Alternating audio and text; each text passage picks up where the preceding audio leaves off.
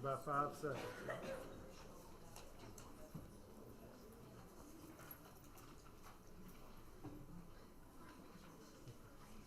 Okay, we'll call to order this meeting of the Woodford County Board of Education on February 28th, 2022. Thank you. All board members are present, and if you all will stand and join in the Pledge of Allegiance with me. The flag is located near the doors over there, kind of next to the portrait of the iris. We got a new one. Oh, we got a new one. Oh, a proper flag. All right. I pledge allegiance to the flag of the United States of America and to the republic for which it stands, one nation, under God, indivisible, with liberty and justice for all.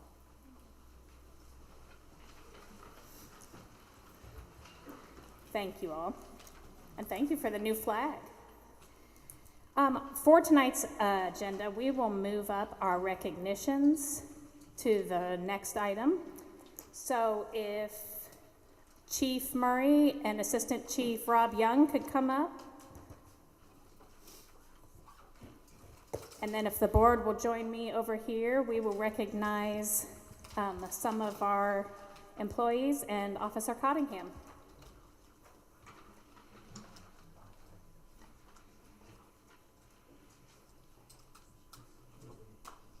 We can grab the microphone. We'll follow you.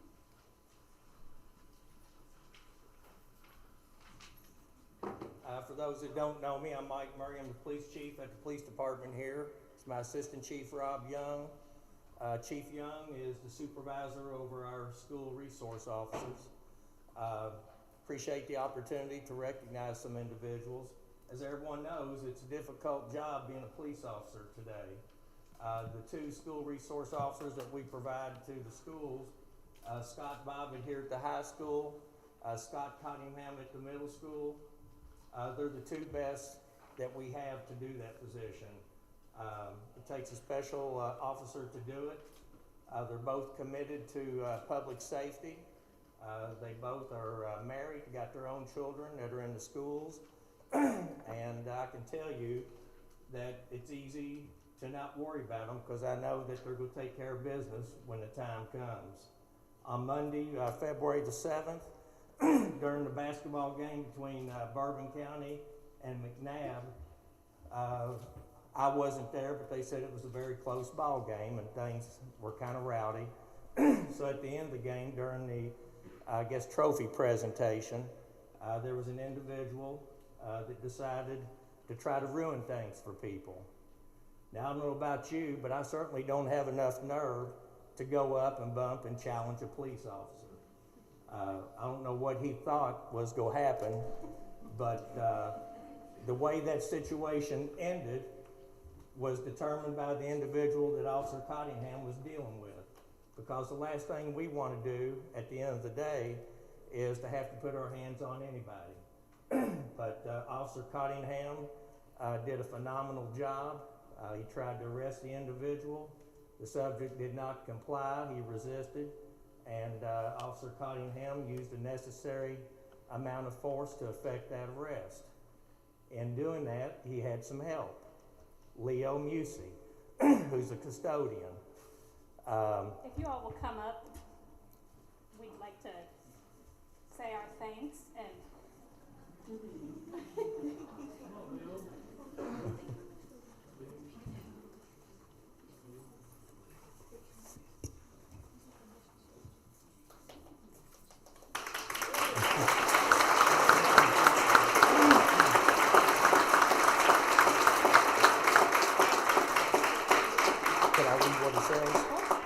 I'd just like to read what this certificate says. It says Certificate of Appreciation, proudly presented to Leo Musey, in recognition of your bravery and courage during the incident at the Woodford County Middle School on February the 7th, 2022. Your outstanding professionalism and dedication to students and families is a credit to our community. This 28th day of February 2022.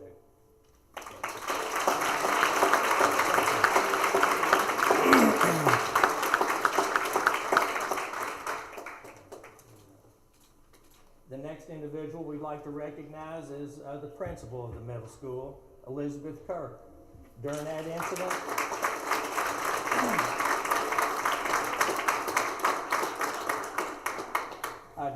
incident, it became known that the individual had a firearm. So Principal Kirk helped usher the children to safety. And helping her do so was Susan Tracy, the assistant principal.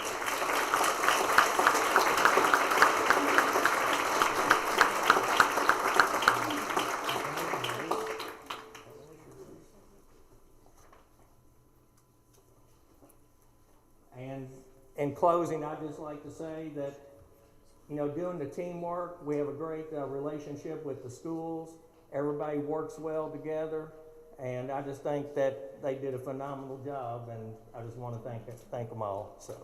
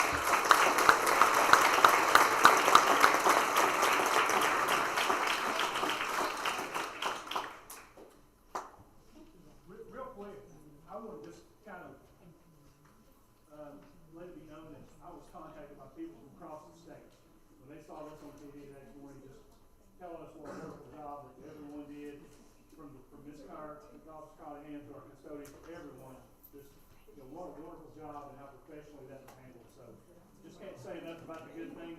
I heard this weekend Dan Armand, Kentucky, Council for Safe Schools, made the comment that if you've got a bad SRO, it will cause you grief as long as you have them. But a good SRO is worth their weight in gold. And I'll tell you, ours are worth their weight in gold. Thanks, guys.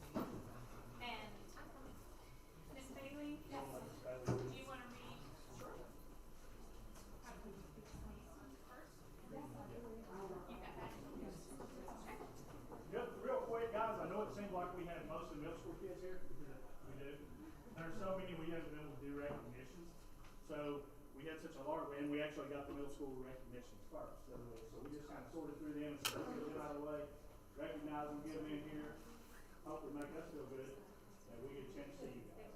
So we'll do that. We've done this time with the high school. next time, because there's a large group of them too. So we're just trying to cycle through until we get everybody recognized that has done outstanding things.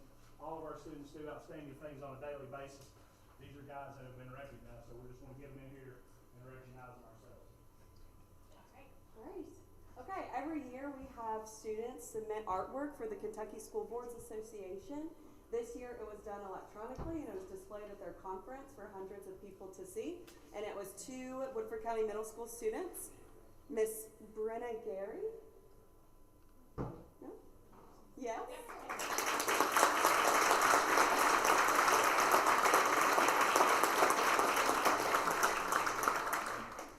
As well as Blake Porter.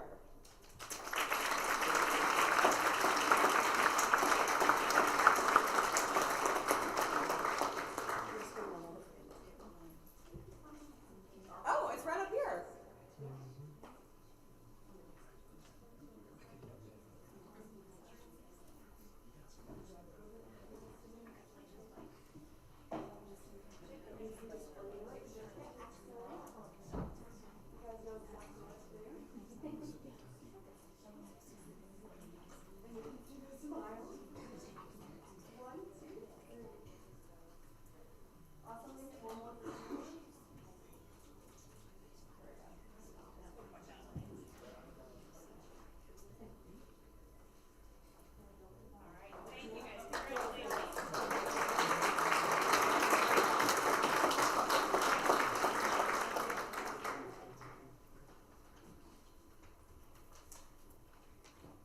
Okay, next we are recognizing the Woodford County Middle School 7th grade football team. They won their first KYN SFA regional championship and reached the KYN SFA state semifinals.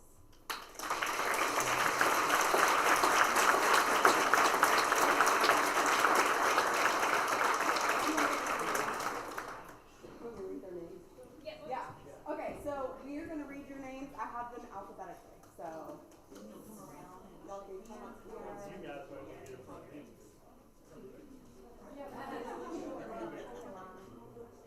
Awesome. Okay, Jaden Courtney. And I'll read all the names. We can pause for them again at the end. Jaden Courtney, Connor Crow, Colin. in the order she calls your name. If they're not here, okay. Okay. Colin Frazier.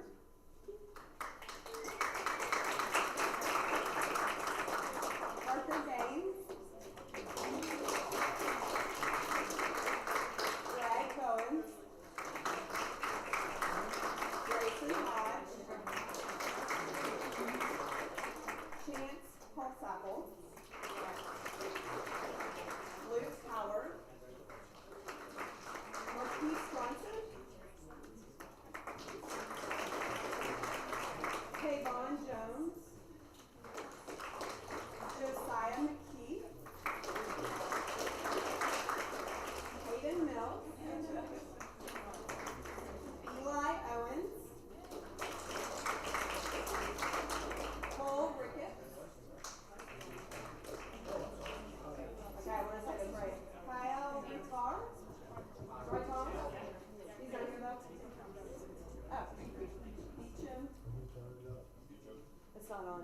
I got you. Now. Beecham Robbins. Samuel Centers. Tristan Simpson. Cameron Smith. Andrew Spellman.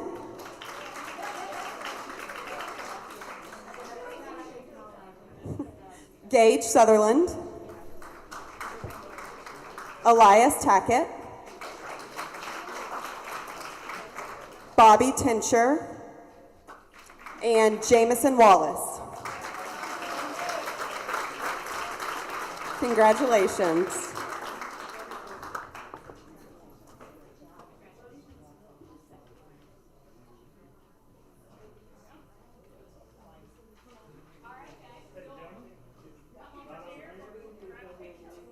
Miss Bailey, do you want to kind of like make sure we get lined up?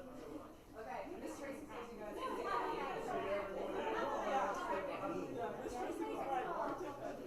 Miss Tracy says, take a seat.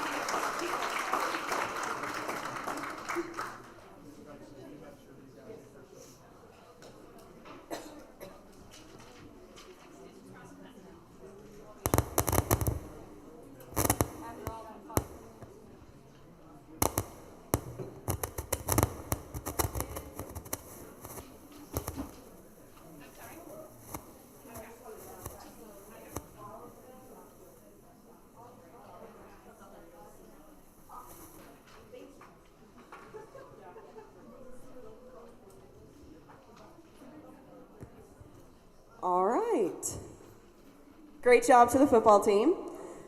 Now we're going to be recognizing Woodford County Middle School Cross Country. The All Area 6 Central Kentucky teams have been selected for the past cross country season. For middle school boys, Kyle Stickle was one of 10 selected.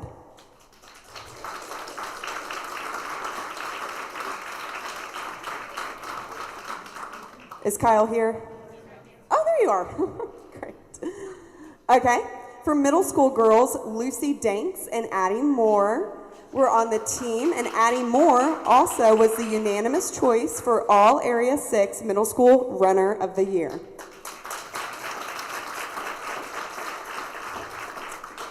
WCMS won both the girls team and boys team Central Kentucky Conference Championship in cross country.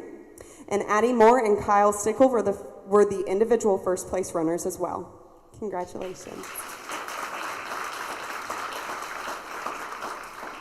Okay, now I have the whole team who I'm going to read right now. So starting with 6th grade, and you can come up, I believe Ms. Bradley has certificates for you, and just like the football team, you can shake the board's hand.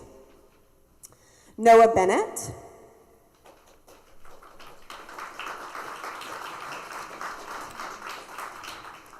Lucas Crockett.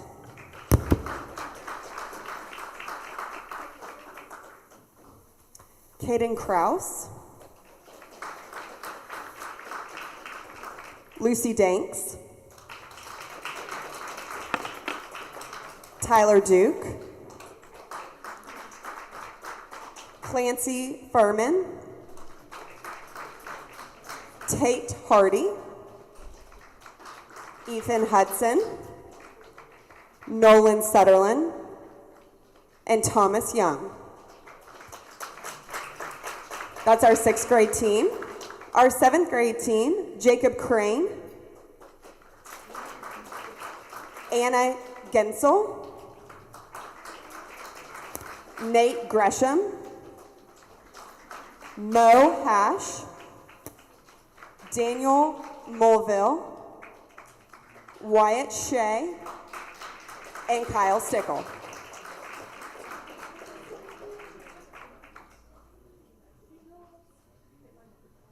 And our 8th grade team, Blake Burns, Gabby Gamper, Charla Gormley, Eugenio Landock, Addie Moore, Jay Wells, and Elizabeth Williams.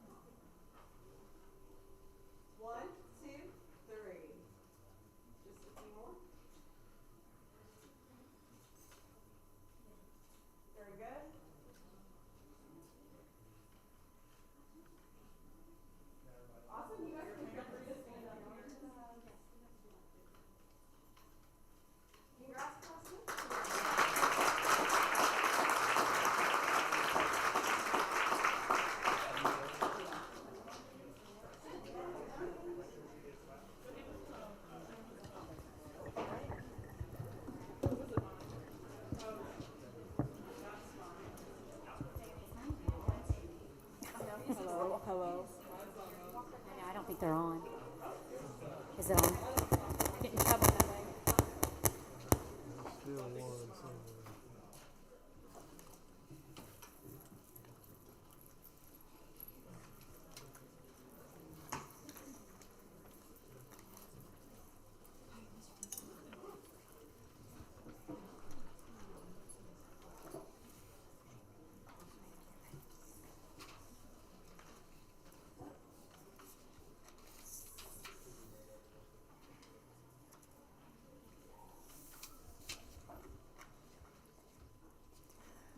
Okay, now that we've given them time to exit the library, I would ask that you all join me in a moment of silence for Jalen Workman, a student that attended here at Woodford County Schools.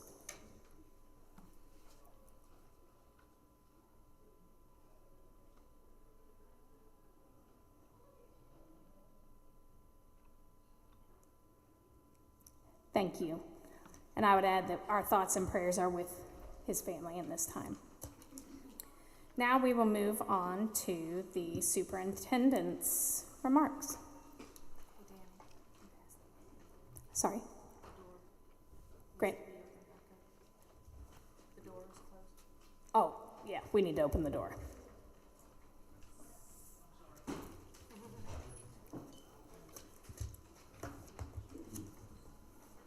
Thank you. Is this one on? I think so. Yeah. So, real quick, superintendent's report for the month.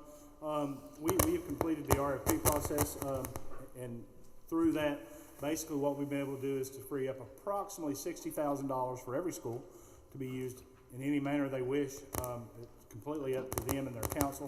It can be used for interventionists. It can be used for whatever they feel their school needs. So, with that being said, they have that opportunity to move forward with that. I think everybody saw last night or Saturday night, I was down at Spencer County. Our boys basketball team won a district championship, so big shout out to them and congratulations. We have a state champion here. I haven't had a chance to get by and get a selfie with her, but Miss Lauren Walton, I think, is a state champion wrestler. So congratulations to her. We have 2 state runners-up in wrestling on the men's side. That's Mr. Jackson Geiler and Mr. Gavin Andreoni. So we're doing great things, guys. We've got a ton of good things going on. Now, last week, as Lizzie can tell you, I was looking for you, Lizzie, I lost you. We had FFA week. We had a chance to interview our vice president of FFA, and just through the Woodford Word, had a chance to do that. That's always exciting. They do so many great things. I know when the tornado relief was actually brought to my attention, we started moving. We were about, 8 hours behind, Lizzie, because you guys had already started. So it was just a great opportunity for us to reach out to them, and they were our vehicle, basically. They were our vehicle for collections, and even several of them got to go down and attend when we delivered the second, about 4 busloads, I think, Lizzie, down there. So, just a big shout out to our FFA. I got my notes on the phone, guys. I'm not playing Wordle or whatever it is. I do have my notes here. I want to congratulate the Simmons Bulldogs, as they are the District 78 overall Governor's Cup District Champions. So a big shout out to them. Proud to see that we're not only getting it done athletically and academically, we're getting it done across the board. So as we move on through, we got Bryant Craig here at the high school. I think the last time we recognized Bryant, he was a semifinalist. Well, the good news is he's now a finalist. So he just continues to progress through this. Hopefully the next time we recognize him, he's a winner. So let's all pray, or not pray, but hope for that. We also had several students recognized with a distinguished rating at the 2022 KMEA District 7 Solo Ensemble Assessment. Now, there's a ton of names. It would take me 5 minutes to read them all. But what we are going to do is we're going to have them in here and we're going to get to recognize them as well. So I'd hate to leave somebody off. That's why I won't do it. We'll go through a couple of double checking. I know Ms. Cooper double checks everything I do to make sure that I'm on the right note here. So we'll make sure we have all those. But with that being said, guys, you can see easily that our district has great things going on. Not just, again, academically, but athletically as well. Just so many things that you probably don't hear about, because there are other things that maybe overshadow that, but we're here to celebrate kids and here to celebrate kids' success. With that being said, I do want to go ahead and make the statement that in a special call meeting just now, the Board of Education, with a unanimous vote of 5-0, made the decision to go mask optional starting in the morning. That's in schools as well as on buses and transportation as well. So that starts in the morning. That's my superintendent report. All right, thank you, Mr. Atkins. Next is the good news report. Would you like to start, Ms. Schrock? I stole your thunder, didn't I? Yeah, so much thunder. I'm just kidding. We did celebrate FFA week this past week, which was really great. James K. actually had an opportunity to visit the school, and he was able to sign like a legal document that it was FFA week, which was super cool. So thank you to him. This week has been exceptionally hard for these past couple of weeks have been hard for our seniors and juniors that went to school with Jalen Workman. He was a great guy. His funeral was just a couple days ago. So I just want all students to know that our guidance counselors and people are here for you at the school if you ever need help, because I know it's been a hard time. He was a great guy, and a lot of us had classes with him. And that I got accepted into the Honors College at Eastern Kentucky University. That's my little thing. So that's my good news report for the week. Very good. Ms. Springate? Yes, I just want to say it was really nice to see all the students and to be able to recognize them tonight. I really, really miss going into each school and being able to talk with parents and staff and see the students and see those recognitions. And then the Kentucky School Board Association did have their conference this past weekend, so we were able to attend and get lots of training hours and find out lots of new and updated information. All right. Thank you. Ms. Richardson? Congratulations, Lizzie. Is this on? Yeah, I know it's making like some, okay. Yeah. I don't really have anything to add. I'm just glad to be back in person. I'm super excited that our kids and staff are going to have the option tomorrow whether to mask. I know that our teachers are excited to see those super happy, smiling faces, and it's going to be a great day. I wish I could be in every single school in the morning and watch those kids walk in and see each other. I'm a little emotional over it, but so that's all I can really say. Conference was great this weekend too. Thank you. Ms. McHale? So I'm going to ask everybody to indulge me for a moment with my good news report. Mr. Asher's going to help me a little bit, and he's going to put up a couple of pictures for me. So I was on my way to work one day, the middle of January. It was maybe 7:30 in the morning, and I pulled out of my driveway, and it was strange. I don't have a middle schooler, and I don't have any children that have ever played basketball, yet on my front lawn was the 8th grade sign for Mr. Earl Stillwell. And so began a trip around the county. I think he even made it into Midway. He made it to several teachers' homes. He made it to superintendent, a couple of board members, lots of other kids in the county. And I just want to say it was so fun. It started out just as a little prank, and I told Earl's mom I was really happy she didn't decide to toilet paper my house because it would have been a big cleanup for the county on that end. But I think it was just a lot of fun to see how that traveled around and just brought a lot of people a lot of happiness. So I think that it will likely continue. You never know where he's going to show up. But that was a lot of fun for me and for my family, and I know all of my kids' friends and a lot of teachers even over the last month. Thank you, Mr. Asher. Thank you, Ms. McHale. Ms. Class? Yeah, I just wanted to share a few notes going on at Northside. Their quick recall team plays second in district, and they're going to be competing this weekend in regional. Their quick recall team and also several students in the composition categories, different categories, are going to be competing. I know some excitement in my house has been that the spring musical of Junie B. Jones has been set for May 5th and 6th, so hope everyone can turn out to see that. They've been working hard for several months. So, and I know that Northside's gearing up with some on-demand writing practice and ESS after school, so I think they're working hard preparing for testing in the end of the year.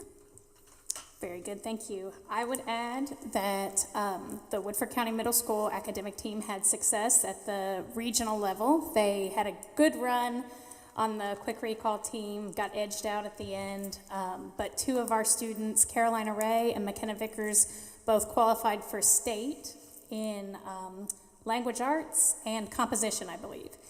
And I know that it is back-to-back years for Carolina Ray to move on, so very exciting for them. And I also know that the middle school celebrated their PBIS accomplishments, and all of the kids were extremely excited about that. And it's always fun to hear what they get to do during their Tiger time. And I appreciate the efforts of all the middle school teachers and all of our teachers. So that is my good news report. I've probably taken too much time sharing good news today, and I could not steal Lizzie's thunder because we didn't know about her being accepted. Again, congratulations. Yes, congratulations. Okay. The next item is the treasurer's report. Mr. Mark, yeah, I'm looking at the Sure. instructional equity report. Mr. Did I miss? Yeah, I think we. Mr. Asher, it somehow. He thought he got away. He thought he. It is a pattern. You're right. I apologize. I'm going to have to get it in bold on mine. That's okay. So, the instructional and equity report from Mr. Asher. Yes, good evening, thank you. It's a mile marker each month when I get up here to report. Last month we were talking about all the NTI and TRI. January was full of those, but we made it through it as we talked about, thanks to the resiliency, the adaptability of our teachers and our staff. But here in February, we've been pretty solid thus far, except for the very beginning. Proud to report today is the 118th day of school, so made it that far so far. As far as instructional, a couple of CDIP items. I reviewed CDIP back in December. We made progress on a couple of those activities that I'll update you on tonight. First off, the math curriculum development process. We've assembled a team of teachers, kindergarten all the way through high school, through 12th grade, who have been working with Misty Higgins from Kentucky Department of Education, Program Standards Division, and we've met over a series of meetings for about the last month and a half. What that process was to really look at a K-12 scope of things and what our overall foundational beliefs are as related to math instruction. We also did analysis of the Kentucky academic standards for math, and what was really interesting was we did a skills progression from kindergarten all the way through high school courses where we're actually looking at functions and charted those out, and it was remarkable to see an actual thread that can weave and spiral between or from beginning to end as far as math goes. And then we ended the process with this team by developing a curriculum template the next step now is for those templates to be completed by each grade level team, each course level team in high school. And if you may have heard the term acceleration as far as getting through pandemic and how to adjust your curriculum, this process will help us to do that, because acceleration is essentially that you're identifying the essentials of the essentials, like what are the most important things, how do you pace those out in your curriculum document, and that's what we'll be working on next over the course of the spring and into early summer. The second thing, and you may have seen word of this come out, but just STEAM was another CDIP initiative that we had, and particularly to the high school, we'll be offering the foundation course for computer engineering technology or integrated engineering technology for students 9th through 12th grade. This is a collaboration with BCTC, and then one step further and a little bit more intense, I guess you could say, again with BCTC is a 2+2 model, which will be available to our 11th and 12th graders, which essentially they'll be taking courses in the 11th and 12th grade year to actually finish with not only a high school diploma, but an associate's degree in those two pathways. And then that +2 model then is to continue on to University of Kentucky to finish out their 4-year degree. There is an engineering night tomorrow, informational on this. It's our first go at this, so we don't know what the student interest level is, but we certainly hope some students will indeed be interested and take advantage of that opportunity. So again, that's tomorrow night here at the high school, 6 o'clock, I believe, as far as just to share more information and see what the interest is for that pathway. So that would wrap up my instructional update.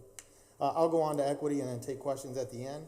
As you may know, I've been sending out communication. We're at a major checkpoint as far as our equity work and our equity action plan that began way back in December of 2019. And we're getting ready to go into the next phase of this equity work. So tomorrow evening, we actually have a virtual meeting where all those folks that were part of the cultural intelligence assessment will be reviewing our individual results and start doing what I call an impact and implementation survey. Meaning we had this action plan, we've accomplished some of it, but what was the implementation, what was the impact of that? Just an assessment of sorts. And then next Monday, a couple of you involved, as well as our school folks that are part of the team, a workshop. Dr. Banks will be joining us. And at that point, we're essentially going to determine what have we accomplished based on that I&I check, and then where do we go next in the context of our equity action plan. So once that's all developed, may or may not be next month, possibly could be April, of what that action plan is looking like. I will bring that back to you and review that with you in depth. So there's my instructional and equity update for the month. Any questions? I love the 2+2 program. I think that's awesome. That is fantastic. So Good. You had your own good news report. Mr. Asher, if I'm not mistaken, go ahead, I'm sorry. That's okay. I was going to say, I did have a quick question. We have never done our data meeting yet for the 21-22 results, and I was wondering if that's something we might want to go ahead and schedule. Certainly. Sure, we can do that. Would that be separate? It's been done both ways in the past, prior to me, and I've been on since pandemic, so I don't know that we've done a separate one as far as the data review, but I'll leave that to you. If you were, Whatever's typical. I think we've done it both ways in just the last few years. If we really want to dive into the data, we'd probably need to do it separately, simply because that would allow us the opportunity to see the numbers, see where we're at, where our students have fallen with ACT, and when I say fallen, I mean not fallen, but where their scores are at. Falling, yes, and map, all that. Yeah. So we may want to do that separately. And are the impact surveys back? Yes. They are. Yes, we just went. We had principals meeting last week, so they went through their data last week, so that We be could added include as well. that on the, okay. I do think, especially if we're getting to all those different components, a separate meeting, separate workshop, whatever you want to title it, would probably be more appropriate. All right. That I sounds think we probably need to go workshop wise, I would think. That sounds really good. And the other thing I want to make sure that we're discussing along with the data is our use of ESSER funds or any needs that the buildings may have.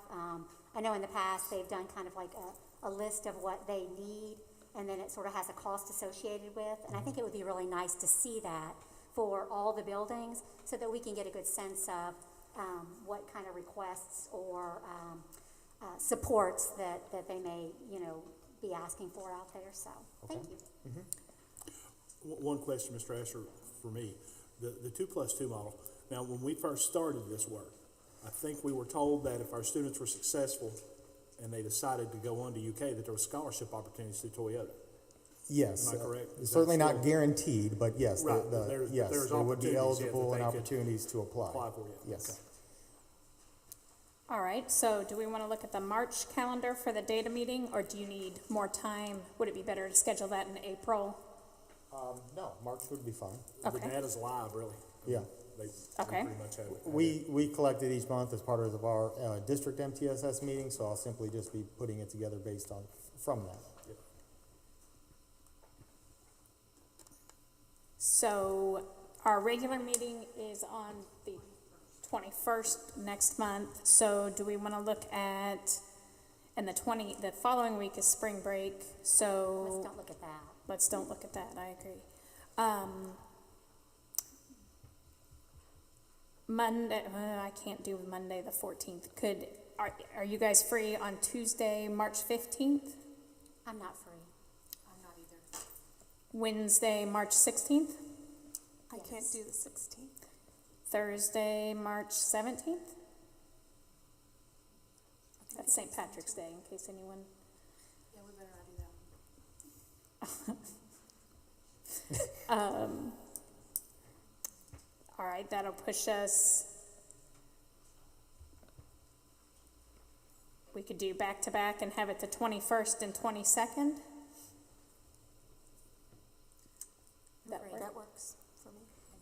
that You good okay with you, date? Mr. Yes. Asher? The Mr. 22nd? Atkins? Good for me. Ms. Cooper? 22nd? Okay, we will tentatively plan to have that on 3/22. And do we want to start that a little earlier, or do you guys want to do the normal time? What works best, Ms. What time McHale? can you guys get here? 5:30 would be the earliest I could get here. Ms. Springate? I could do 5:30. Okay, we'll plan for the 22nd at 5:30. Location, do you want to do it at the board office? Sure, Has that'd be a fine. Good sized screen and everything. Yep, and multiple screens so we Right. can look around. That works.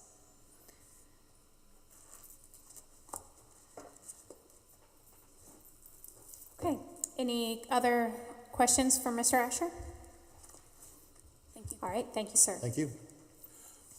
Treasurer's report, Mr. Martello was unable to be here tonight, so if you have questions about the report that he gave you, please, you can send them to me and I'll forward them on to him. He'll get back to you as timely as he can. Okay. And then with the treasurer's report that is attached, is there a motion to approve the treasurer's report? So moved. There's a motion by Ms. McHale. Is there a second? Second. Second by Ms. Richardson. Is there any discussion? I did have just briefly, I just want to say that I will be voting nay again, not just because questions weren't permitted tonight, but also because I don't believe that we should be using ESSER funds to supplant our general fund, and I'm still not receiving answers about exactly how the ESSER funds are impacting our budget, our expenditures, and I just think that's vitally important to understand. Okay, thank you, Ms. Springate. Is there any other comment? All those in favor of approving the treasurer's report, say aye. Aye. Opposed? Nay. The motion passes 4-1. The next item on the agenda is the opportunity for audience and public comment. So as I call your name, if you will, come up to the microphone, and Ms. McHale, will you time? We allow 3 minutes for each public comment. So first person signed up is Kim Hartley.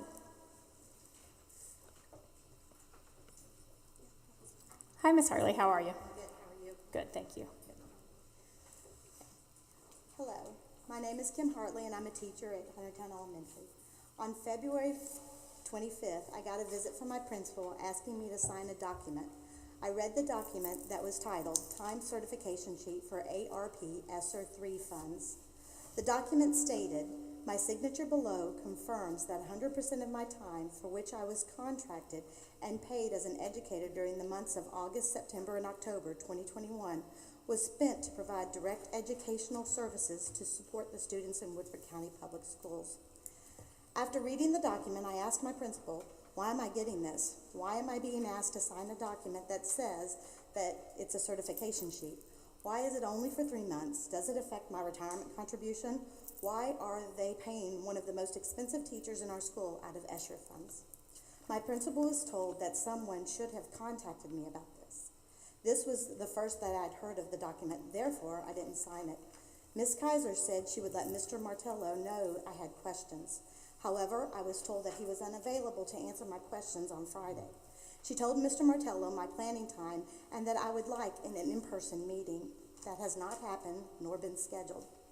Being asked to sign a document and not given any explanation or opportunity to ask questions set my mind spinning. I started trying to find some answers. I looked back at my pay stubs and found that on my September statement, it said my salary was recoded as ESSER 2, as well as recoding for my August check. Why was I being asked to sign a document that said I was being paid out of ESSER 3 and my check said it was recoded for ESSER 2? Something didn't feel right. I decided I would call my school board member. I told Ms. McHale about being asked to sign the document, and she understood why this made me feel uneasy and told me she would be doing some digging and get back to me, and I have every confidence that she will do so. However, while I was on the phone with Ms. McHale, I made a comment about the district AD position and how I didn't understand how that position could be considered when other positions have been unfunded. We had a very cordial conversation about the position, and she told me that the board hadn't been asked about other positions. My mouth dropped, because I know the great needs that we have at all the elementary schools, school levels post-COVID. needs for a reading coach, math coach, and mental health specialists. All I'm asking for is transparency and communication. I was unaware and shocked to find that my salary was being pulled from ESSER funds, which were earmarked to close the learning gap for students due to the pandemic. I'm here as an advocate for kids and to ask you to talk to the teachers, the guidance counselors, and the principals of all the schools about funding and how we can best bridge the learning gaps for our students. Thank you for your time and consideration. Thank you, Ms. Hartley.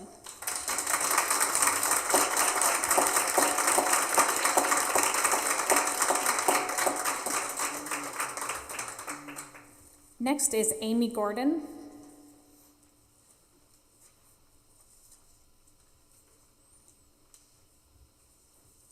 Hi, Ms. Gordon.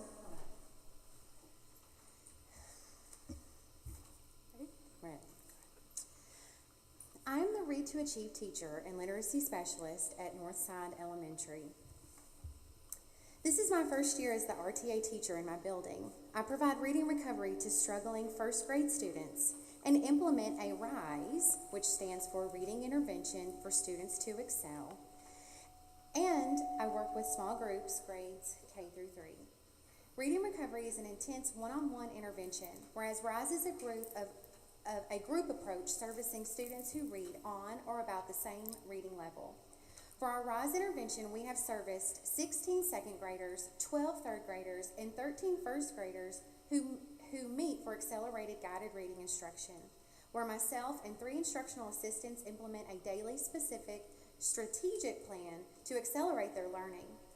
I trained all instructional assistants to effectively implement their component of the RISE intervention. It's important to keep in mind the credentials of the people who are planning, designing, and implementing interventions for our students. I earned my master's in education with an endorsement for literacy specialist for all grades, and I'm a national board certified teacher in the area of literacy, early and middle child. I write 13 responsive teaching plans a day for the students I serve. That is 65 plans a week to ensure that we are responding specifically to what the student needs to accelerate their reading. There are so many benefits to having a math and reading coach at each elementary school. I briefly explained what I've been doing at Northside, but I also know our math coach services multiple students a day, coaches teachers on their implementation of math instruction, and works as a team with other math coaches in the district to make specific individualized plans to meet the needs of our students. The services implemented and overseen from the certified interventionist is crucial for our students moving forward as we recover from the pandemic. Thank you for the opportunity to share how important these positions are to our elementary schools. Thank you, Ms. Gordon.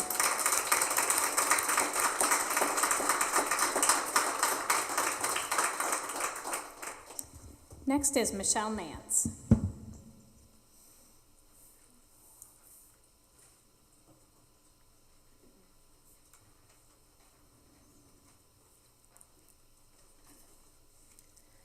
I'm going to start my public comment tonight by apologizing for wasting this board's time and for wasting my own time.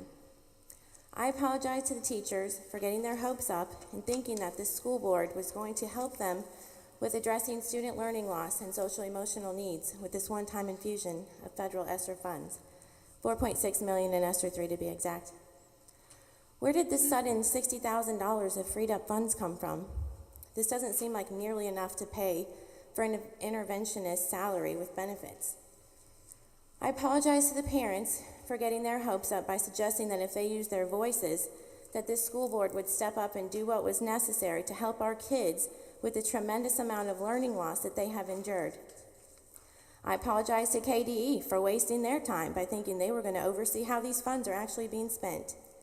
Most of all, I apologize to the students, as those in power who are in charge of making decisions on behalf of their educational well-being have failed them. It is clear what this board's priority is, and it's the new high school at all costs. And by the way, the new high school is actually not an acceptable use of ESSER money, according to KDE. Lowering the bar to make our students' test scores look higher will not solve the problem. Enabling the mental health decline by pretending it's not really an issue won't make it go away. Continuously ignoring the teachers, students, and parents only prolongs student suffering and further proves your motive. You received this money to help these kids, and you're not. The blood is on your hands. Thank you. The next person that's signed up to speak is Marty Day.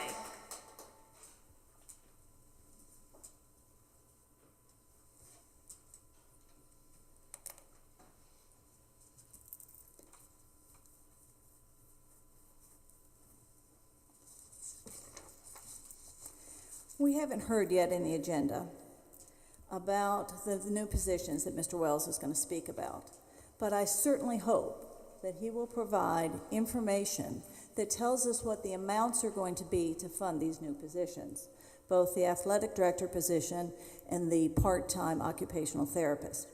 It is only fiscally responsible for you all to make That's not me. me neither. For you all to make decisions if you have information about what those things are going to cost. Granted, there are some discrepancies or some variables about what those positions will actually cost, but you need to have numbers that are viable before you make financial decisions. I was very impressed with Ms. Morgan. She has provided data to you about her students and what she has achieved. In all of the meetings I attend, particularly with special education students and lower needs students, we are forced, we are discussed, we are highly encouraged to provide data-driven decisions. You all should be making your major decisions based on the data that's provided. Ask for it and you will receive. I'm very proud of the parents and the teachers who spoke up at the 5 o'clock meeting and again today. They are the reason that we are Woodford County strong. Now, stand up, like you said, some of you said it, some of you board members said at the last meeting at 5 o'clock. Send our money to learning loss and to treat, to help those students with social and emotional and mental health problems. We can work together and we can be Woodford strong, but only if you all will listen to the people on this side of the microphone. Thank you, Ms. Day. Next is Scott Wilson.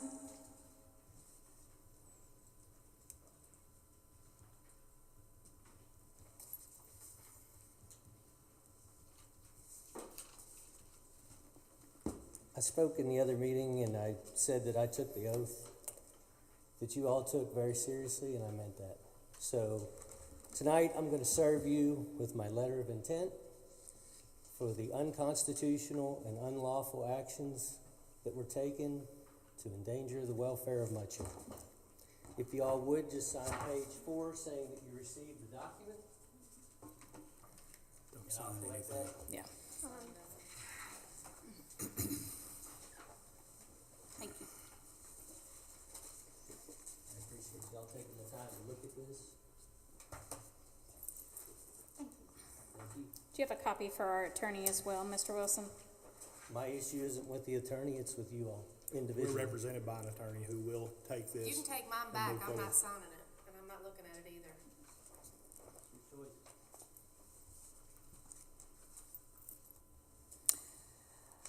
Okay. Mr. Graves, you're done? No? Okay. All right. Then at the end of public comment, I will call a 5-minute recess, and then we will come back.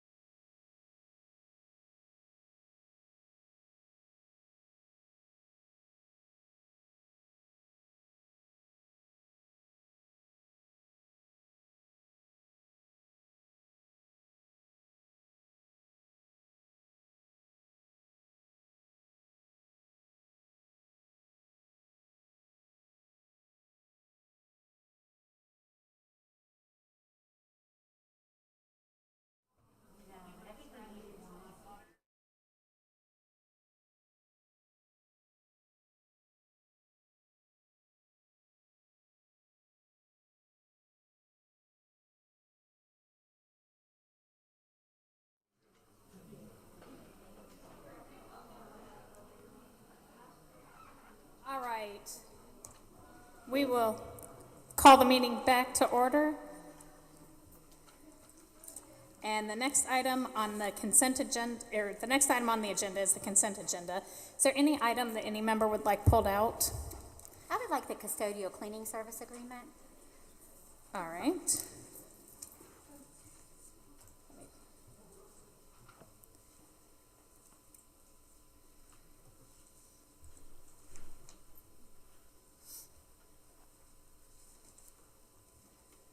Do you want to do that first, or do you want to do it after the consent agenda?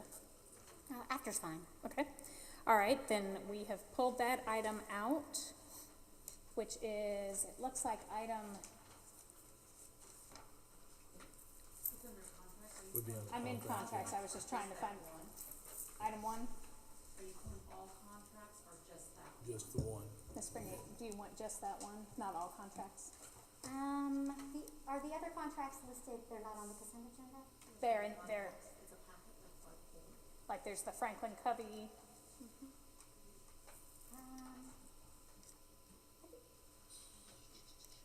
I think just that one, because the other one's not. The other one's a contract. Kagan. Yeah, just the one, please.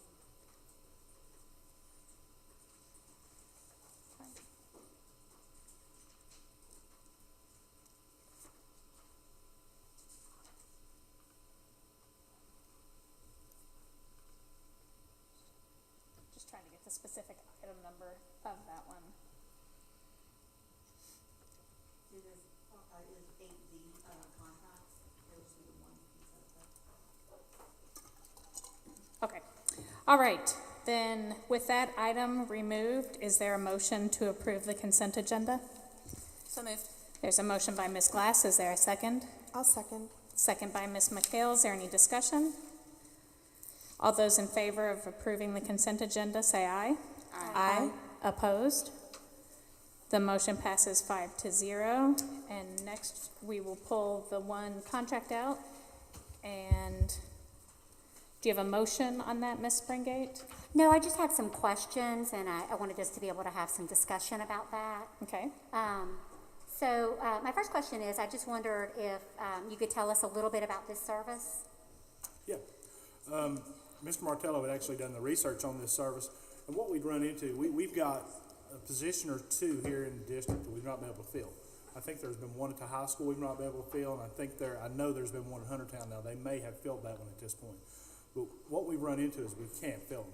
And as you can see, we've had, several concerns about really the high school more or less as far as the cleanliness.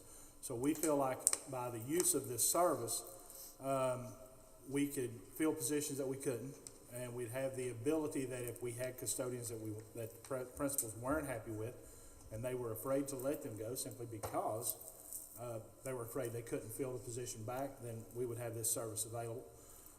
Outside of that, looked at the other counties that it's been instituted in. I think Scott County, Clark County, Jasmine County. Those are the three that come to mind. They all gave them great references. I feel like it's a pretty good opportunity for us to move forward as far as getting some folks in to help us with our custodial needs. Okay. So how will they interact with our current custodial staff? They'd just be a part of the staff, other than, they would still report to the principal, but they're not hired by us. They're hired by the cleaning service.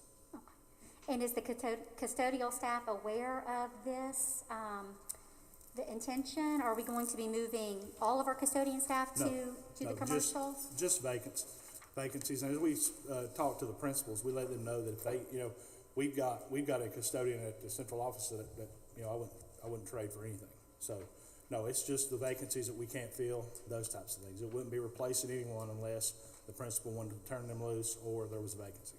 Okay, but eventually, as our staff turns over or retires, we wouldn't be hiring any custodians. It would all be done through this contract service? I can't really say that simply because I don't know what the principals would choose to do on that. So the principals can choose to hire a custodian that's an employee of the district? If they had somebody they wanted, then I wouldn't tell them no. But what we've run into are several issues where they've not been able to find candidates for the jobs.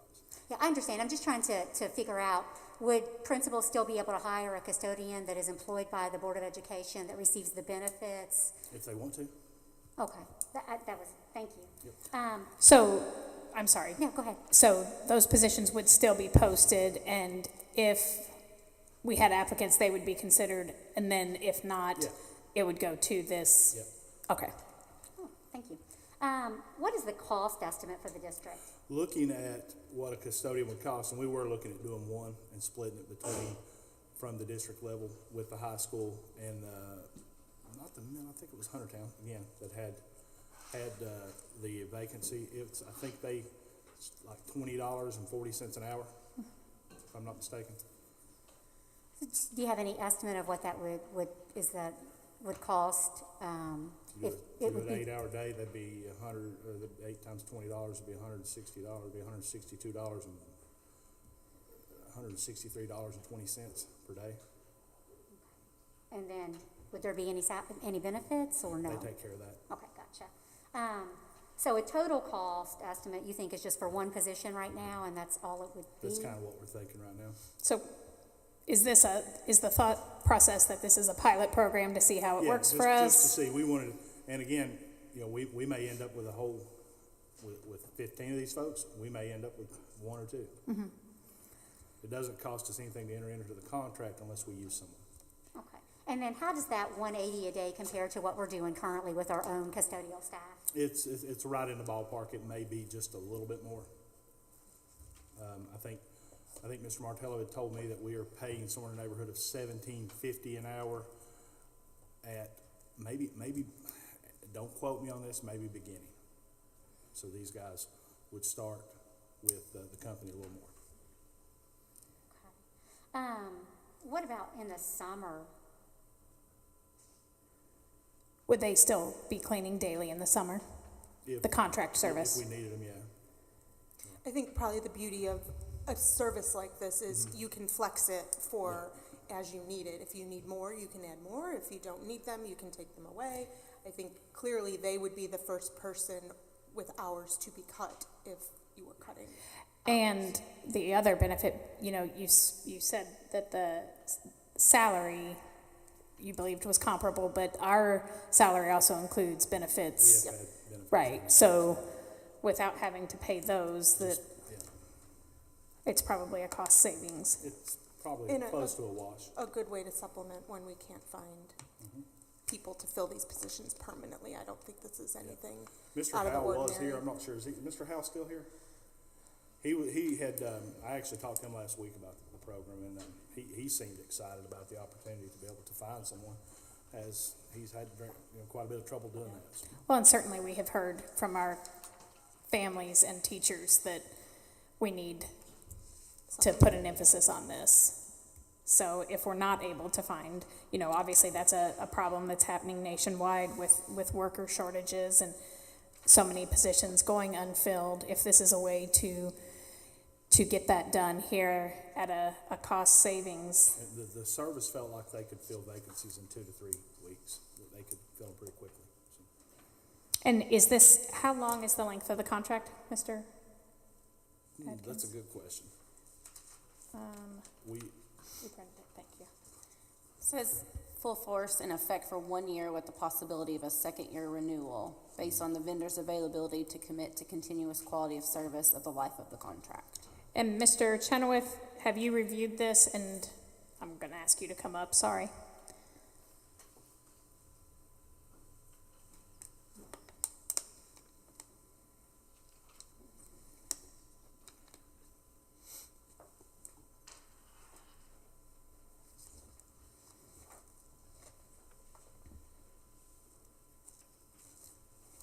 I did review it and discuss it with Mr. Martello a few weeks ago, but I did not re-review it in preparation for tonight's meeting. So, and I didn't carry my copy with me that has my notes on it. But if there are some specific questions, I will try to answer them. It looks like this agreement may be terminated at any time by mutual agreement of the parties. Does that provide adequate protection for us if this is not working out to sever the contract? The mutual agreement language would essentially require that company to also agree that it's not working out, that their attempts to provide staffing consistent with our needs is not possible. If they think it's working out fine, then they would not cancel it with mutual agreement. But if we're not using anyone, it doesn't cost us anything. That's right. I mean, it essentially is a as needed, when needed. The biggest problem that most school districts are facing is they'll get somebody in, get somebody trained, and then that person finds out that either being around other people's kids is not their cup of tea, or that the schedule of working in a public school doesn't work for them. This company is taking all of that risk of the cost of training and the cost of keeping people insured, employees insured, because they're undertaking the obligation to place somebody in your school. So they have to, they're taking on all that risk of losing the cost of having trained a brand new employee who then turns around and quit. All of that being absorbed by them, and you all aren't losing that with the endless cycle of even trying to get somebody hired and then losing them after they've gone through all of your all's expensive training. Okay, and is this consistent with contracts you've seen other districts adopt? I have. I mean, even before the pandemic, multiple school districts were having significant difficulty getting custodial services and getting employees that could work a regular schedule with adequate numbers. So I'm only a little bit surprised that it took you all this long to need to get down to having a custodial services agreement like this.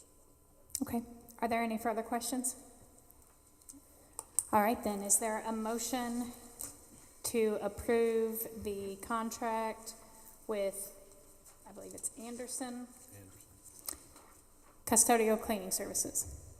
So moved. There's a motion by Ms. McHale. Is there a second? Second. Second by Ms. Glass. All those in favor say aye. Aye. Opposed? The motion passes 5-0. We'll move on to the regular agenda now. Item A, accept notification of personnel matters. Is there a motion to approve? So moved. There's a motion by Ms. Springate. Is there a second? Second. Second by Ms. Glass. Is there any discussion? All those in favor say aye. Aye. Opposed? The motion passes 5-0. Item B, accept notification of payment of bills. Is there a motion to approve? So moved. There's a motion by Ms. Glass. Is there a second? I'll second. Second by Ms. McHale. Is there any discussion? All those in favor say aye. Aye. Opposed? The motion passes 5-0. Item C, approve the meeting minutes of the January 24th, 2022 meeting. Is there a motion to approve? So moved. There's a motion by Ms. Glass. Is there a second? I'll second. There's a second by Ms. McHale. Is there any discussion? All those in favor say aye. Aye. Opposed? The motion passes 5-0. Item D, creation of position. Is there a motion to approve? So moved. There's a motion by Ms. McHale. Is there a second? Second. There's a second by Ms. Richardson. Is there any discussion? I do have some discussion for this, but if anyone else does, they're welcome to go first. It's okay, go ahead. First, I wanted to know, I think the comments from Ms. Day, and she's made them before, that we need to know a cost before we approve things. I think that's a really valid and important part of our duty as being responsible, fiscally responsible. So I guess I wanted to know what the salary schedule for this position was and what the range of potential costs would be. Mr. Wells, do you want to come up?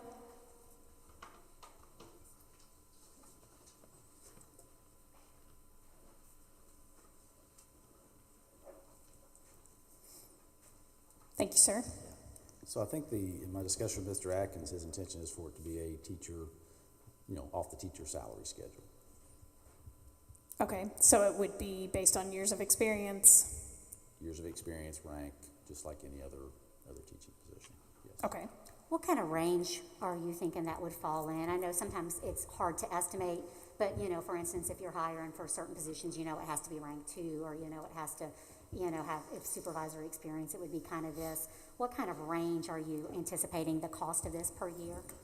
Yeah, it really is difficult to give a range because it's going to depend on, whatever candidate were to get the position, and it's going to depend on their rank and their years of experience, and so that's why I just say it'll be off the teacher salary schedule. So whatever that range is. Which position are we talking about? There were two on the item for approval tonight. I'm assuming the athletic director. I was assuming as Yes. well, but If Ms. I'd like Francis- clarification. Sure. Which position are you speaking of? The athletic director, but I also have the same question for the second position.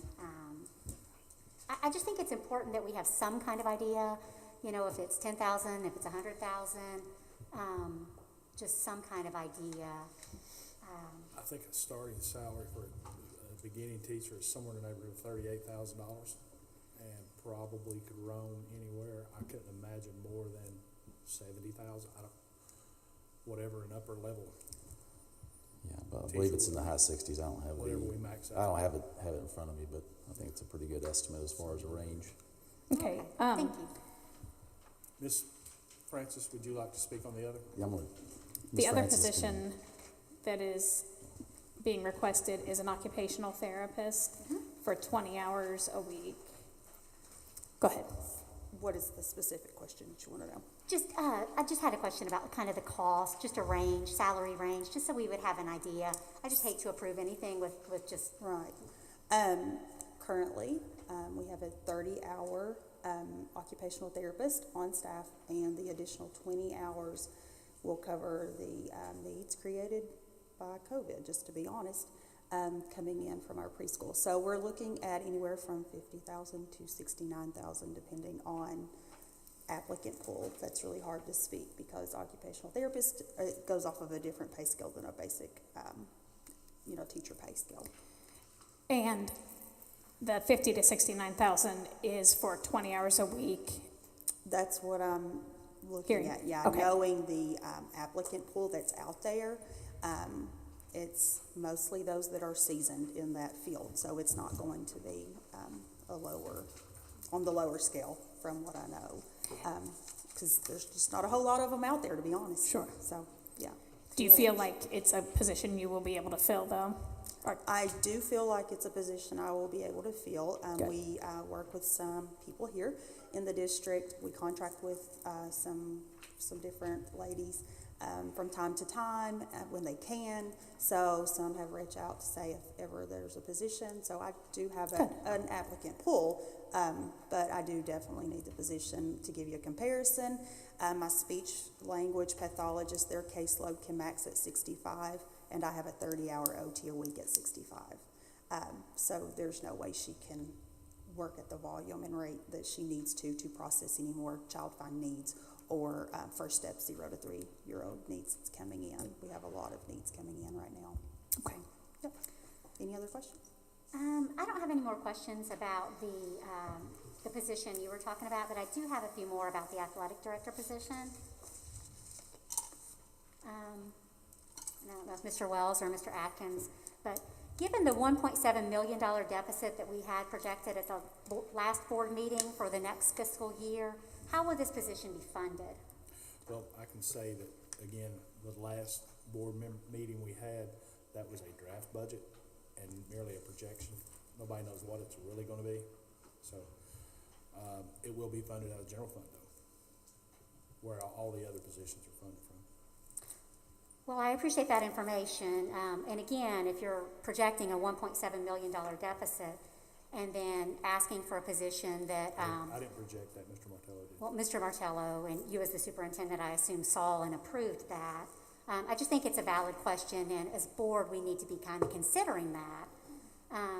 The next question is, as our superintendent, do you feel that a district athletic director is our district's most pressing need for staffing at this time?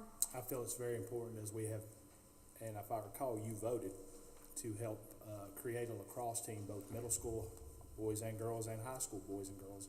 As we continue to add more sports and more athletics, what we end up doing is putting more and more time-consuming duties on our principals, assistant principals, and school-level athletic directors. So in an effort to try and maybe distribute some of these duties, I do feel like it's very important. I feel like athletics, and I'm not a big athletics guy, I'll just tell you, but I do feel like one of the things that's been constant through COVID has been athletics and the ability for students to participate. And I feel like it's very important that we maintain a good program and give our students that option, the ability to participate. And that's again why I feel like this is an important position. And again, I would say that I feel like athletics and extracurriculars are very important for our students. However, last year we were not told we would have a $1.7 million deficit for the upcoming year. This year we have been told that. So just being fiscally responsible, I think it's important for us to look at all of our district needs. And so what I would say is that we need to look at math interventionists, reading interventionists, counselors, social workers. You know, if some schools need another teacher for 4th grade. I feel like we need to look at the big picture, all of those positions, and see what the costs associated are, and also look at our actual budget and our ability to be able to fund these positions and pay for them. Because of course, once you create a position, it's not just for this 1 year. You know, it's there until it's abolished. And typically when we create the positions, it's very hard to kind of go back and abolish them. So again, I just think it's important as our advisor for you to bring us all of that information, and I would like to see that before we vote on, you know, one position. I just think that's an important thing. I would also say that we received a lot of emails from staff expressing significant student needs, and as the superintendent, do you feel those needs are valid? There's things we're still exploring. I feel like, I feel like we did receive some emails, but I have been here since July 1. I inherited all the staff that's here. I have not been able to cut anyone simply because of personnel laws, really. So what I have here is what I inherited. And with that being said, moving forward, I think as the superintendent, I ought to have the ability to make some decisions about how we move forward with district programs and those types of things. And again, I feel like with us adding more athletics, you can ask any administrator in this district, they're spending almost every night. Mr. Hunley, is that you back there? I know you're an elementary school principal. Ms. Kirk's back there. Ms. Kirk, about how many nights a week do you spend out, even with your assistant principals and your athletic director, how many nights a week do you spend out just with after-school activities? At least 2. I think 2, just to clarify. I just don't want that to be, what your last statement to be taken out of context. You have not tried to cut positions. The way it sounded was maybe not the way you intended it. Concern about the RTA. Well, what happened was basically the RTA grant's gone kaput. Now, legislation's actually putting another reading program in place, and if it's passed, it will give us another opportunity to pick up some reading interventions in that direction. But with my statement earlier when I said approximately $60,000 has been freed up to allow our principals to hire interventionists or whatever they need to hire, then I don't know that they've relayed that message to the staff. Or had time to yet. Yeah. So that's kind of where we're at with that, and we're still evaluating. You know, again, I'm new here. I've not had the opportunity to hire people or remove anybody. So let's at least give me a chance to evaluate programs. And I think it's also important to say that, you know, one position isn't more important than another when it comes to whether it affects our staff or whether it affects our students. They're all very important. And, you know, if you say, well, Ms. Brigette keeps saying, you know, that we have this projected deficit, but so we can't do this one, but then she, suggests that we do another one.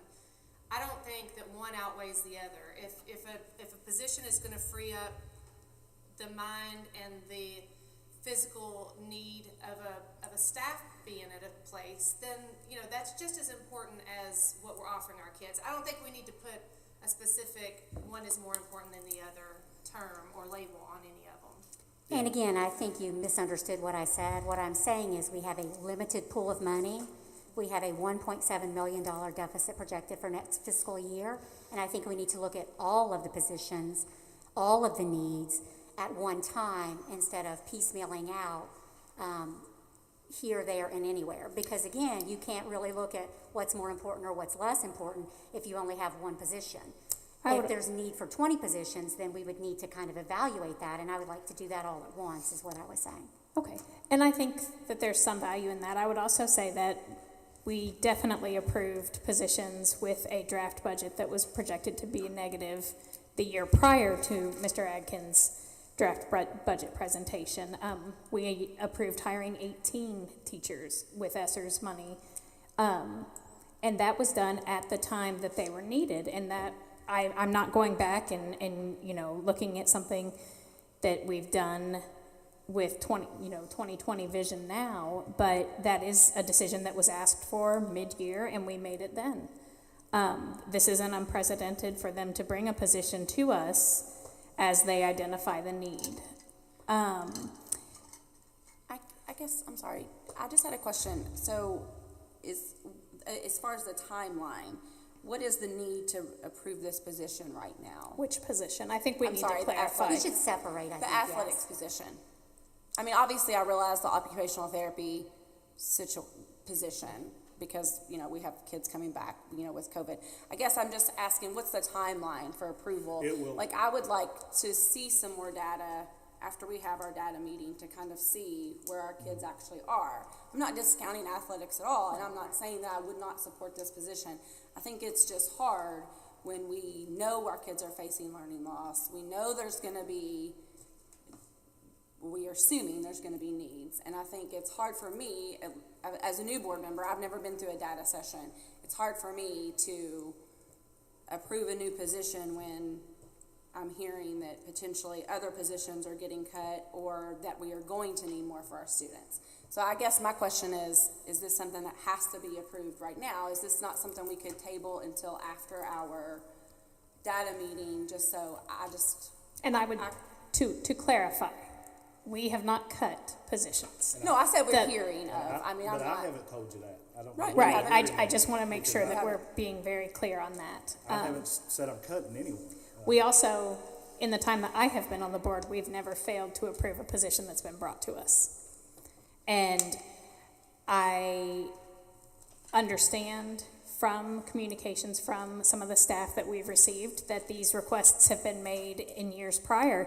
They were not made to the board. So that was prior to Mr. Adkins being here. That is just the fact of the matter. We have approved every position that's been brought to the board since I have been on the board. So if the board wants to split these and vote on them separately, we can do that now if there's no further comment. Okay, let's first do the occupational therapy position. I just have one. Maybe I can wait until we do the second one for the question. Okay. Is there a motion to approve? So moved. Or I'm sorry. Yes, a motion to approve the creation of the occupational therapy position. Yes, but just as a matter of rules, should we have the folks that made the prior motions withdraw those? Mr. Chenoweth? We have first and second on the floor. For clarity, that would be good. Yeah. No magic words required. Okay, can we withdraw those motions? Yes. Okay. Is there a motion to approve the occupational therapist position? So moved. There's a motion by Ms. Springett. Is there a second? I'll second that. Is there any discussion on that, further discussion on that position? All those in favor say aye. Aye. Opposed? The creation of the position passes 5-0. The next item is there a motion to approve the creation of an athletic director position? There's a motion by Ms. Richardson. Is there a second? I'll second it. There's a second by Ms. McHale. I do want to note, I reached out to several other districts to find out if this was a position that they had. I checked, Anderson does have it, Boyle has it, obviously Fayette County has it, Scott County has it, and in Scott County's job description on their athletic director position, it actually has them charged with all fundraising responsibilities and sponsorship duties as well. And I think that would be something that we might benefit from, having somebody designated, really out there looking for those opportunities. Most of the time, in that sense, the position will pay for itself as far as what it provides for teams, that type of thing. Okay. Ms. McHale, did you have something you would? Trying to figure out how to ask this question. If we were to table this until, say, the next meeting, would that, if we voted this down tonight, is there anything that would prevent anybody from bringing it forward again when we have more data, or if you have a more complete I don't think that the list. data meeting is going to provide athletic information. Agreed. And if the salary schedule is the question, then I think that's been answered as far as it's dependent on the number of years the person has. Yeah. Is there something more that you're imagining or wondering about? No, I don't think so. And if there are concerns about other things, we are in the process, Ms. Francis and I are of working on a mental health piece as well. But this has been being researched probably since we started the lacrosse teams. Because I know the middle school had a valid concern again about this is just added. Yeah. I personally have no issue with the position. I think it's really hard to say that one position is needed more than another. I think that there has been some good information given as far as why we need the position, and it is not just to further the athletics program. It is also to help support the current staff and administrators and teachers who are doing a lot as it is. And as you said, Mr. Atkins, I think sports has been a real outlet for a lot of people during the pandemic, and I think it's important to keep that available, both for the kids participating in athletics, but also keep the resources available for kids who are not participating in athletics that may be able to get some good from having greater access to, say, Ms. Cook or Ms. Tracy or somebody else at the middle school. And that's exactly right, Ms. McHale. Approving one position doesn't preclude approving another that's needed. As we continue to evaluate programs and the types of things that we're seeing coming and going, even through the legislation at this point, we'll be bringing more positions, I'm sure. Again, Ms. Francis is working on a mental health piece that I wasn't comfortable with the initial district that she was looking at, so because we're quite a bit larger than they are, so we're bouncing some things around on that, so there will be other positions placed on the agenda prior to July 1. All right, is there any further comment?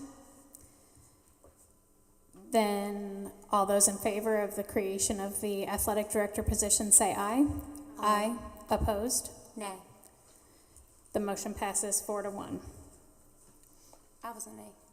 I'm sorry. I was a nay. I didn't hear you. I apologize. The motion passes 3-2. The next item is Mr. Gibson's. Do you want to come up and tell us, Mr. Gibson?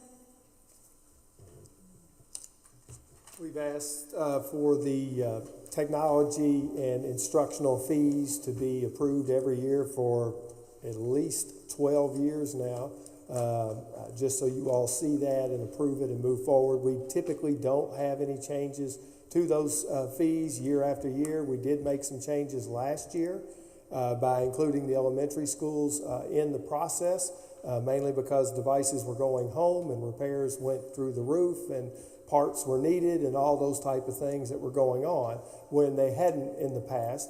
The only change to the fee structure from last year to this coming year, or this year to next year, is that we renamed the naming of the elementary tech fee to a tech fee versus the take-home fee in the past.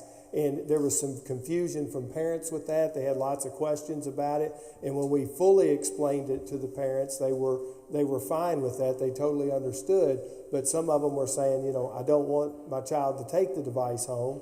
And therefore, they had that kind of question. And so they wondered about paying it. But when we explained it's for the broad part of the program, it's for parts, it's for repairs, all of which everybody shares, then they were fine with paying it. So we just made the name change is all. Everything else is exactly the same as it was last year.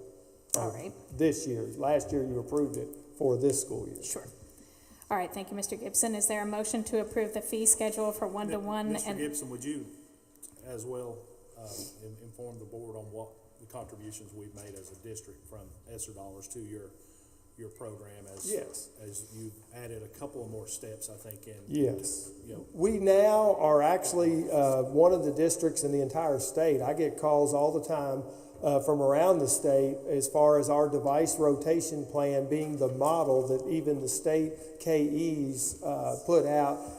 Because like I said, I got a phone call from Northern Kentucky. I get them from all parts of the state. And what that is we now have a plan that is a rotation plan that is K through 12.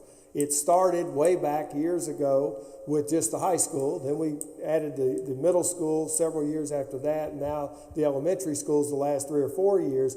And for the first time next year, with the utilization of ESSER dollars, we're able to have the real rotation K through 12 the way it should be done, where devices are replaced every 4th year. And starting next year, devices will be purchased in 3rd grade, 7th grade, and 10th grades, and students will carry the device 3rd, 4th, and 5th grade and 6th grade for that 3rd grade purchase device. And then they get a new one in 7th, carry that 7, 8, and 9, get a new one in 10, 10, 11, 12, and so forth. And if you wanted to really look at the calculus of it, we also rotate some 4-year devices down at 2 grade levels. 10th in particular goes down to the elementary level at K and 1 is where they get their devices. And so you're more than welcome to take a look at that. I can send it to any of you. But we are the model for the state, and the ESSER dollars are allowing us to make this first-time purchase to then be able to do this year after year and keep our students in adequate devices and rotate those out when need be. You're right, that actually came up at a KSBA session, that Woodford County had been one of the models for the one-to-one device program. Can I ask about the total cost for that? The total, ESSER? well, we're currently, you're going to see that next month. The bids come in. I've already received bids from 3 different vendors, and those bids are due March the 4th. So you will see you will approve, just like you've approved every single year, which bid we go with as far as which vendor. The total cost varies right now, even the 3 vendors that I've seen it. It's been anywhere from $450,000 upwards of $600,000+. So it really varies on that. But our estimate was somewhere in the $500,000 ballpark, which would allow the purchase of the devices, also the Google management licenses. And unfortunately, Google raised its prices on that during the pandemic, which caught a lot of people off guard, including us. But it is what it is. And then the 3-year warranties that also we purchase with those devices, that all that is encompassed in that amount of money. Will you continue to do the MiFi devices for students that have that need? Yes.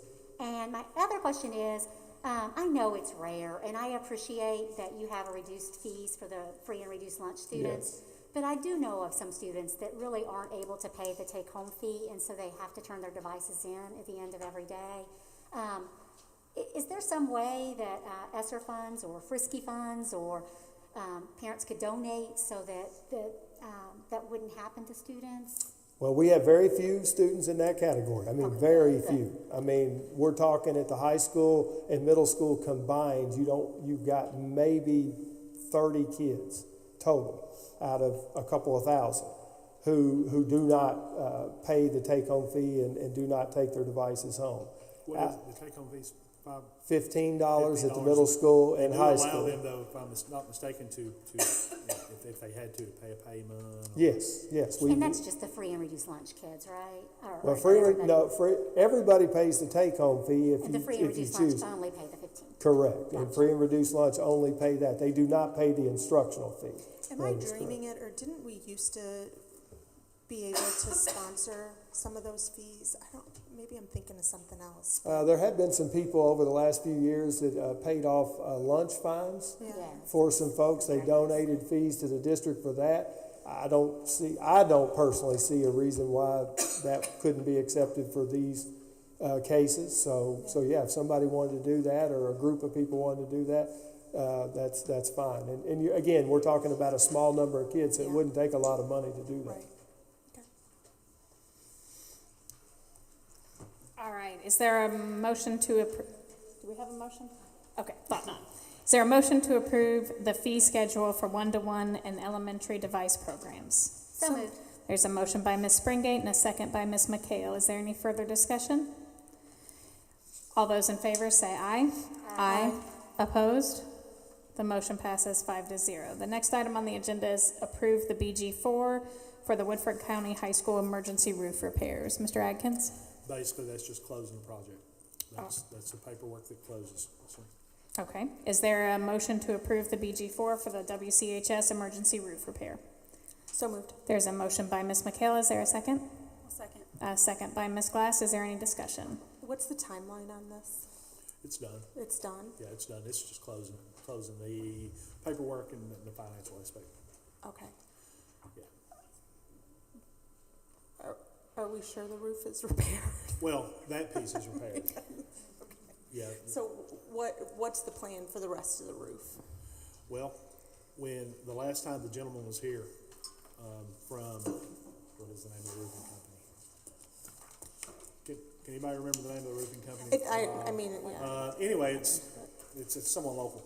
His recommendation was, with the building of the new high school, that he felt like we were where we were at this point. So I understand that, but it's going to be several years before we can get into the new high school, and I know that we're still collecting water in buckets throughout the school and wading through puddles and trying to learn in these conditions. I really think that we need to look at what it's going to cost to repair this roof so our kids can stay dry.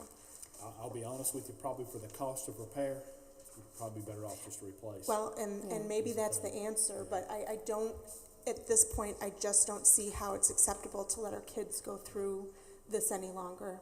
I know it's a big expense. I know it's an expense nobody really wants to have, but I just don't see right now a downside to it. If that's something that we can add for a Next later month. agenda item, Yeah. That's certainly something I don't want to lose sight of that. we can move through the process to do an RFP, I think it's called. Or even just have them come back out and look. Tell us approximately what roofs are going for right now. Yeah. Because they do a square footage, and they can pretty well tell us, based on the square footage, Yeah. about what it's going to cost. Okay, I think that would be great. That'll Thank give you. us an idea. Okay. And I do think it's important to say that when we had this discussion, I think there's just some disagreement about the advice that we were given by the roofer and that sort of thing. And so I would say that we did go back and get the attachment with the Woodford County Public Schools facility data overview, and it clearly says under Woodford County High School that it needs a full replacement. And again, if you look at the lifespan, we are well past that. And again, I think to Ms. McHale's point, we've heard from parents, from staff, from students. We see with our own eyes. This is absolutely a pressing need, and I would concur that we need to really keep our eyes on that, and appreciate you bringing that up. Okay. All those in favor of approving the BG4 for the WCHS emergency roof repairs, say aye. Aye. Aye. Opposed? The motion passes 5-0. The next item is approve the request for quote for insurance brokers for workers' comp and commercial and Yeah, and then property and liability. That's no cost to the district. Basically, we use a broker now. We've not done this, we've not looked at it, I think, since 2011. I've asked Mr.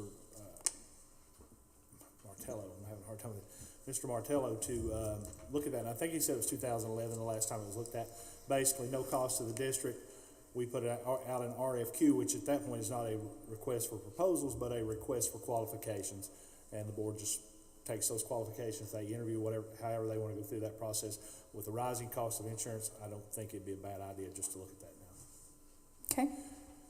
And the thing is that with the RFQ, that broker, they're not even paid by the district, they're paid by the insurance companies themselves.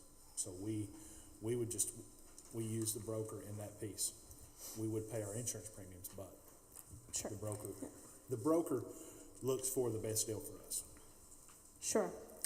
Is there a motion to approve the RFQ for insurance brokers for workers' compensation and commercial property and liability?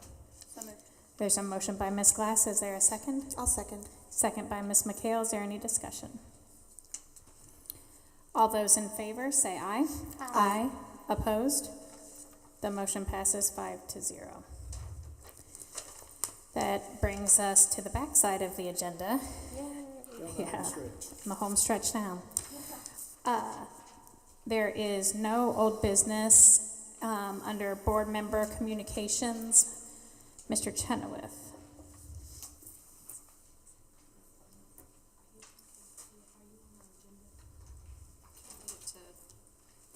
I got a hard copy if you need it. Do you have I keep trying to get it to yours.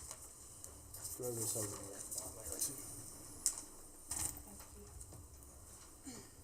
Well, I have that. It's okay. Okay. I'll just see if there's any attachments. No. Well, there's a ton of attachments, but I'm Right, not yeah. I was trying to pull them up, but it's okay. There's no attachments for this. Okay. Recently, a record request was received that sought copies of the oaths of office for all of the board members, along with some other records. In the course of responding to that request, it was discovered that the documentation for Ms. Springate having taken the statutory oath and the constitutional oath after she was reelected in November of 2020, that documentation could not be located. Kentucky law requires elected officials to take their oaths of office before their terms begin, but allows a reasonable grace period after the fact. My understanding after Ms. Springate was made aware of this issue that she has now taken both oaths. There is essentially no enforcement mechanism in that statute regarding the timing of taking oaths. And as I've discussed with you all about some other issues, boards of education don't have any role to play in determining the eligibility of their own members for office, either when initially elected or to remain in office. So at the request and suggestion of the board chair and the superintendent, because there is not a role for the board to play or for me as board attorney to play, I passed what information I possessed to the Office of the Attorney General, just asking them for consultation and guidance on that issue. If there's any action to be taken, it's theirs, it's not your all's. I think I have shared with all of the board members all of the written communication I've had with individual ones of you all, but that matter has surfaced over the last couple of weeks, and I just wanted to let me summarize all of that instead of one of you all trying to summarize the board member communications about that issue. And can you clarify the statutory requirement?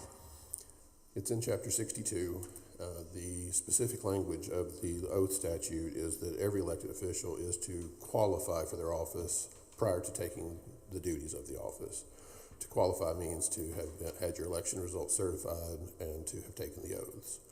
So for boards of education, in KRS 160.200, I think subsection 2, it says your terms of office begin on the first Monday of January following your election. So that's technically the deadline for you all to have taken both oaths. There's some provisions in there if the first Monday of the year falls on the 1st, that there's an automatic 30-day grace period. There's various attorney general opinions and court cases that have allowed differing grace periods that it was still within a reasonable time after the deadline. And then there's a penalty provision within Chapter 62 that says if a board member fails to meet that deadline in 62.010, that the office shall be considered vacant, the office that they're elected to. But that statute doesn't automatically enforce itself. The Attorney General's office still has to review those facts and decide whether there's a reason to proceed with, whether they think that the statute has been substantially complied with or whether they think there's action to be taken. So the statutory language is not strictly enforced by the courts, and it's not a role for you all to play with how to interpret that statute. So at this time, Ms. Springate is a sworn-in board member that we would share information with, such as in executive session or about pending litigation, things like that. Would you feel comfortable doing that if that was? I would. There's a traditional history of, essentially it's called de facto, that somebody occupies an office as the de facto office holder, even if there's some legal technicality, and until they're removed from office by like the Attorney General's office initiating a proceeding, then there's not any basis for anybody else to prevent the official from performing the duties of their seat. So from my point of view, I treat somebody who won the election and had the election results certified, it's not my place to exclude them from their role as a board member. So. And what was the date Ms. Springate was actually sworn in? I'm not sure. Well, I would just say that I was shocked to find out that my certifications weren't properly filed, and I am looking into this situation. In the meantime, I did file an updated certifications.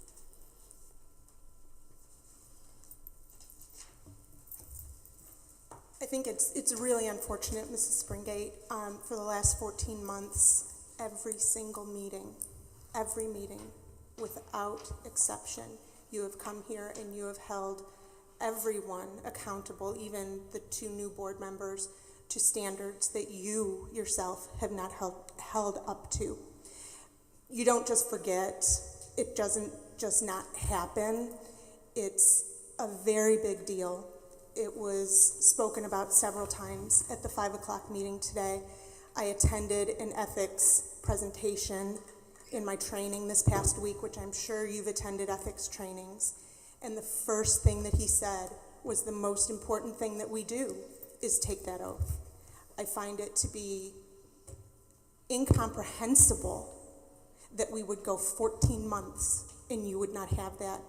And I think that you really need to take a step back and consider what your future is going to be and how you approach every single situation and how anybody can trust what you say about your good standing, your insistence on transparency, your insistence on the truth, because you've been anything but truthful for the last 14 months. And believe me, there is nothing you can tell me that would make me believe that you honestly didn't know that you weren't sworn in. It won't happen. For shame. I would say that being sworn in was one of the top 10 days in my adult life. It was something that I did with honor, and it was a family celebration, and to say that you don't recall that, that is not something that I can understand. And I understand Mr. Chenoweth's advice that we are not a removal board, and that decision is up to the Attorney General. But I also understand that we have rules in our district that we expect people to follow every day, and that this is a rule that we were expected to follow. And I'm sorry, go ahead. And having not done it is, it is obviously a violation of the statute. And again, I would say you probably need to look at the statute. The fact that the certifications weren't filed doesn't mean that the oath wasn't taken. Did you take the oath before the January 5th? I will say that what I am doing is investigating and looking into Ms. the Springate, situation. did you take the oath or not? That is what I would say. Did you take the oath? I have nothing more to say tonight other than I think it's a very suspicious situation and I am looking into it. Yeah. That's all I have to say. All 4 of our oaths were on file both at the district and at the county clerk's office in compliance with the statute. I have taken a look at it. I never would have had an occasion to take a look at it if it were not for the open records request we received asking for this. So I'm not sure where the suspicion comes from. But again, to Ms. McHale's point, it was mentioned several times in the 5 o'clock meeting that those oaths are important. And again, I have an oath on file. That was done February 22nd. And the certification is different than the taking of the oath. So I think that really it just needs to be investigated. As Mr. Chenoweth stated, that is not for this board to do. And so I think it's really important that all of the facts are out and that all of the information is out. And that is not something that I can do or want to do tonight at this meeting. I don't think it's appropriate. Why is it not appropriate for constituents to have a board member representing them and taking a per diem and the entire per diem, from what I understand, every year, you're the only board member who gets that. And so why is that not something for us to discuss tonight? I think you heard what Mr. Chenoweth said, and again, I will say I was shocked to find out that my certifications weren't properly filed. How many times have you been sworn in as a board member? How many years have you been a board member? Again, I would say I have nothing to add other than I was shocked to find out that my certifications weren't properly filed. That's all I can say. Okay. Moving on. The next item is the district facility needs, and this agenda item was added by Ms. Springate. I asked that the district facilities needs be added, just because I thought that that's an important thing that the board needs to discuss. The facilities obviously have to do with the physical safety and well-being of our students and staff. In looking over the documents, I just would say that the restroom and concession stand building at the middle school is one of the needs, the projects that's never been completed. Also, a canopy for the middle school car rider line. We have routine maintenance, obviously, and I think that it would be nice to have a rotation for things like repaving car lots. I did notice that the high school lot is in desperate need of attention, and then things like painting classrooms, that sort of thing, if we could just get some information about how those routine projects, what kind of maintenance schedule. I know there are some upgrades, such as security glass and cameras, new turf on the football field.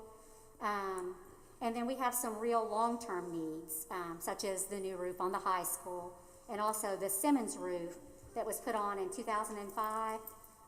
Looks like it will need a replacement in less than 10 years or so, according to the documents, and the same is true for their HVAC system. The roof at St. Harbor Classroom Building is 22 years old. The middle school roof and HVAC are 18 years old. And the K-Fix report did say that it requires more maintenance than it probably should. I just think that at some point we're going to have to enter into discussion about these needs. I know we're tying up our bonding we have for the past 3 years, and if the new high school goes through, we'll tie that 80% of our capital outlay up for the next 25 years. So I just wanted to bring this issue up and for us to be able to discuss it and have some planning. So that is exactly what the district facility planning committee does, and they just completed their work. And it was approved, I think. Correct. It was approved, but that doesn't mean that we are bidding the projects or doing the projects. So the high school roof has been on there for a number of years. So at some point we have to take that from, it's on the district facilities plan, to when are we are going to be able to accomplish that. And those are decisions and discussions that we need to have. And I think we also asked that this be included in our next budget talks as well, because I think there should be an implication on the budgets either way. What's included as maintenance expense, what's going to be run through capital, that type of thing. I think that's a good place to start. Okay. Any further discussion on that? All right, the next item is a high school update. Still in a holding pattern waiting for KDE to approve. They've sent some things back. It's been a back and forth with the architects. We're still holding on approval. Okay. And is there a need for an I'm sorry? Information items. Okay. We don't usually vote on that. Gotcha. Okay. Is there a need for an executive session? All right, then is there a, sorry? No, I was asking a question, sorry. Is there a motion to adjourn? So moved. There's a motion by Ms. Richardson. Is there a second? I'll second. Second by Ms. McHale. All those in favor say aye. Aye. Opposed? The motion passes 5-0.